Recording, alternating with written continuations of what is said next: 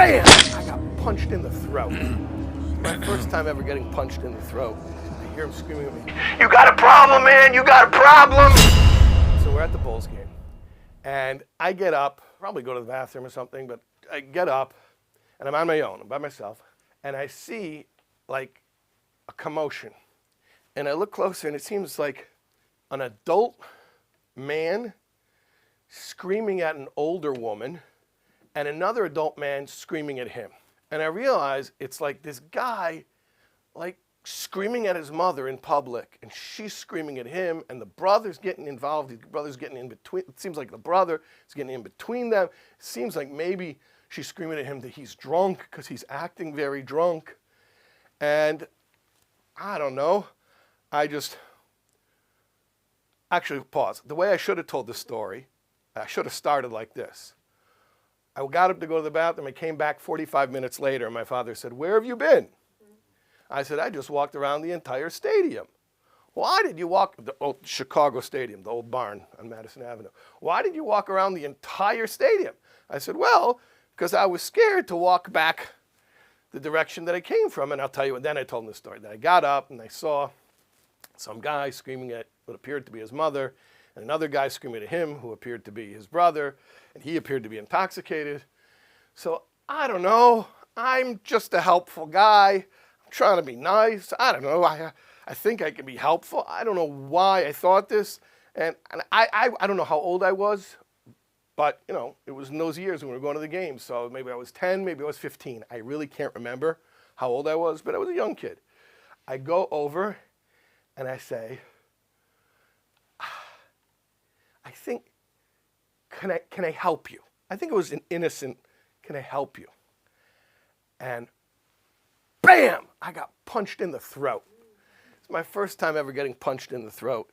It's guys who know how to fight, they know that, and they know that the first punch should be in the throat because it's very stunning. It just, your eyes tear up, you black out, you don't really see anything, and it incapacitates you.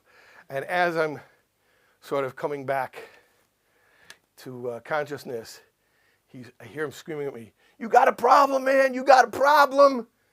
And I'm screaming, no problem, no problem. And I just walked around the entire stadium so I wouldn't have to see the guy again because I didn't want to get punched in the throat again. So I told my father this story. So it's very interesting how he took that moment. First of all, he saw that I was okay. Like if he was worried that I wasn't okay, it would have been a different reaction. He saw that I was okay. He said, "Well, you see, that's a game.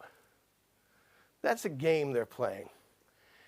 It's a game of three roles, of a victim,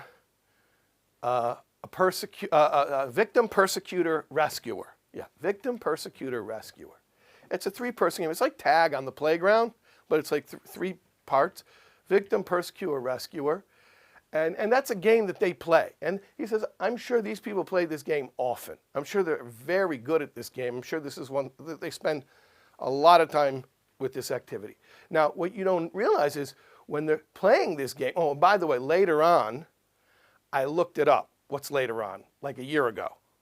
So like 40 years later, I looked it up and I found out what it's called. It's called the Karpman drama triangle. The Karpman drama triangle. There's a Jewish psychologist, but you know, I repeat myself, named Stephen Karpman, who came up with this concept called the drama triangle. And he was into transactional analysis, which I'll talk to you about in a minute, about transactional analysis, because that was also very, very, very, very influential upon me. But Stephen Karpman was one of these guys into transactional analysis. He came up with the drama triangle. The drama triangle basically means you have three people. It's a three-player game.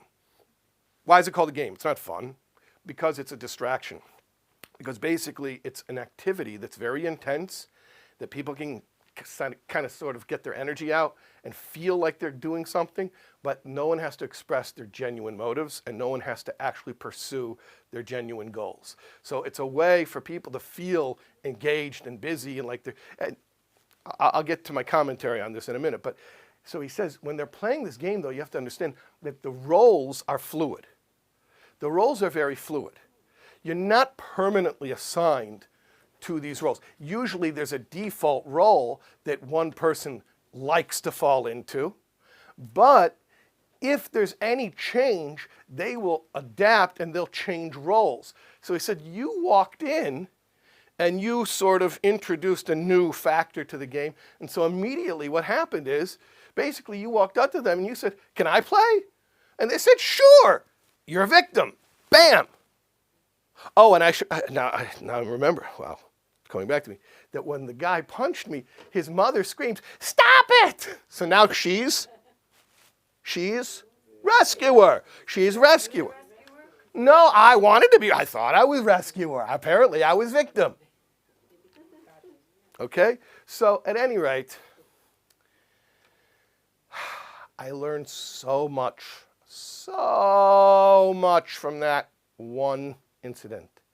I've saved myself so much misery and grief, even when people are baffled. When they're baffled and they're like, why won't you get involved? Why won't you help? Come on, they want to talk. Will you sit down? I have a nose for this, okay? Sometimes it looks earnest. It's not. It's a game. And all that's going to happen is you're going to be extended an invitation to join the game, and you could either join it and then have to be subject to the rules of the game, or if you're not going to play it, trust me when I say, if you're going to be, well, I'm going to bust up their game and I'm going to call them out and I'm going to let them know this is disingenuous, they will get rid of you so fast because you're not playing the game. We're here to play tag, and now you're telling us why you're running around chasing each other. Nothing will happen if they catch you. So I learned so much from that. Just about, don't be fooled. Don't get sucked into the drama. Don't get sucked. I want to tell you how many meetings I've avoided because of this. We're calling an emergency meeting, whether it was like at a workplace or wherever or whatever. We have to get together and solve this problem. It's like, you guys are enjoying this way too much. Knock yourselves out. I'm going to sit this one out. Okay, so just sharing it with you. It is a superpower if you can perfect it. Hey, this is Shais Taub. You were just watching a clip from this class. If you want to get the full context, the full class that this clip that you just watched was from, you watch right here. Click right here. Here.